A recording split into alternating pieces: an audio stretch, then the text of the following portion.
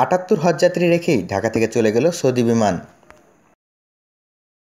হজরত শাহজালাল আন্তর্জাতিক বিমানবন্দরে ৭৮ জন হজযাত্রীকে রেখে সৌদি এয়ারলাইন্সের নির্ধারিত দুটি ফ্লাইট চলে গেছে।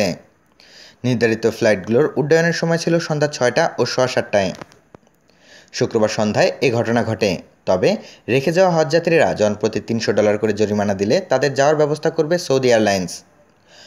আর্মড পুলিশ ব্যাটালিয়নের APBN সূত্রে জানা গেছে, সন্ধ্যা ৬টার ফ্লাইটের হজযাত্রীরা বিকেল ৪টার মধ্যেই বিমানবন্দরে পৌঁছে গিয়েছিলেন, কিন্তু বিমানের ভেতর লাগেজ বা ব্যাগপত্র পরিবহন করবেন কিনা এ নিয়ে তারা সিদ্ধান্তহীনতায় ভুগছিলেন। সৌদি এয়ারলাইন্সের কর্মকর্তা মিজানুর রহমান বলেন, নির্ধারিত সময়ে হজযাত্রীরা আসতে পারেননি। এক্ষেত্রে এয়ারলাইন্সের কোনো ত্রুটি নেই। হজ এজেন্সিগুলোকে আগেই জানানো হয়েছিল ফ্লাইট ছাড়ার ৫ ঘন্টা আগে রিপোর্ট করতে হবে। ফ্লাইট মিস করা যাত্রীরা জনপ্রতি $৩০০ করে জরিমানা দিলে পরবর্তী সময়ে তাদের যাওয়ার ব্যবস্থা করা হবে। হজরত শাহজালাল আন্তর্জাতিক বিমানবন্দরের পরিচালক গ্রুপ ক্যাপ্টেন কাজী ইকবাল করিম বলেন, এর কারণ আমরা জানি না, তবে রেখে যাওয়া যাত্রীদের থাকা ও খাওয়ার ব্যবস্থা করছে বিমানবন্দর কর্তৃপক্ষ। তাদের হজ ক্যাম্পে ফেরত পাঠানো হবে। সূত্র RI।